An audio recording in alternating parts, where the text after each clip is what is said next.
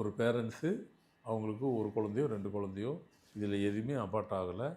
லைஃப்பில் ஒரு 2 குழந்தை பிறந்துச்சு. என்ன தொழில் செய்கிறாங்க, என்ன கெரியர் அதெல்லாம் விட்டுருங்க. அது சின்னதாக பெருசாக அதையும் விட்டுருங்க. இவங்க லைஃப் எப்படி இருக்குன்னாக்கா பிரமாதமாக இருக்கும். இவங்க லைஃப்பில் எந்த வித குறைபாடுகளும் உள்ளே வராது. அதை குறைச்சி சம்பாதிக்கிறோம், கூட சம்பாதிக்கிறாங்க, அதுக்குள்ளே போக வேண்டாம்.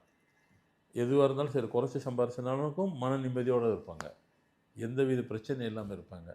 பிரச்சனையே பெருசாலாம் இவங்களுக்கு வராது இவங்களுக்கு, ஏன்னா இவங்களது லைஃப்பில் எதுவும் இல்லை. இதை தாண்டி இந்த மாதிரி இன்சிடெண்ட்டு சில பேருக்கு இயற்கையாகவே வந்துட்டு இந்த அபார்ட் எதுன்னு ஆயிருந்தாலும் அந்த குறைபாடு வந்துட்டு அடுத்த ஜென்ரேஷன்கிட்ட போகும்.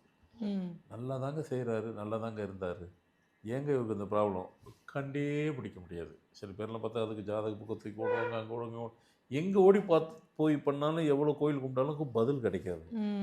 அதுக்கு காரணம் இதுதான். அது எங்கேயோ நடந்ததுக்கு இங்கே கனெக்ட் ஆகுது ஆகும். ஏன்னா இறைவனுங்கிறது நம்ம நினைக்கிற மாதிரி என்ன இதுக்கு முன்னாடி இவ்வளோ விஷயங்கள் யாரும் சொல்லலையே, நீங்கள் சொல்கிறீங்களே. சொல்கிற என்னமோ சொன்ன மாதிரி ஊதுற சங்கம் நம்ம ஊதிடுறோம். யார் யார் காதில் கேட்கணும்னு இருந்துச்சுன்னா தான் கேட்பாங்க.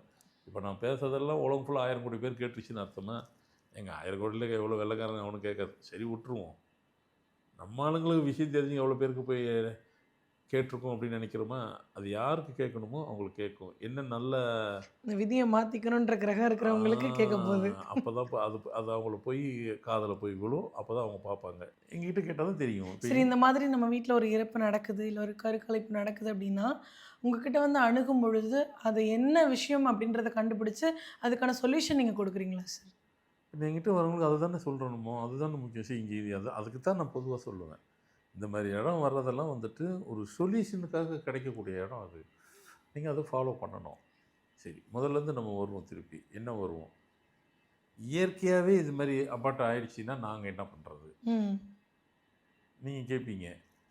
அது வராமல் இயற்கையாக தடுக்கிறதுக்கு எதனா வழி இருக்கா? கண்டிப்பாக எல்லாருடைய கேள்வியும் அதுவாக தான் இருக்குது. ஏன்னா இன்றைக்கி ஃபர்டிலிட்டி சென்டர்ஸ் அப்படின்றது இன்க்ரீஸ் ஆகிக்கிட்டே இருக்குது. அப்படிங்கிறப்போ கரு தானாக உருவாயிருக்கு அப்படின்றது பெரிய ஆச்சரியமாக பார்க்குற ஒரு காலகட்டத்தில் நம்ம வாழ்ந்துட்டு இருக்கிறோம். அப்படிங்கிறப்போ அது ஆட்டோமேட்டிக்காக பேபி பர்த் ஆகிறதுக்கு என்ன விஷயங்கள் பண்ணலாம்? ஆமாம், அது தானாக அது மாதிரி நடந்தால், அதாவது தானாக நடந்தாலும் அதுவும் ஒரு வகையாக வந்துட்டு ஃபேமிலியை பாதிக்கும். அடுத்த ஜென்ரேஷன் உள்ள பிள்ளைங்களை பாதிக்கும்.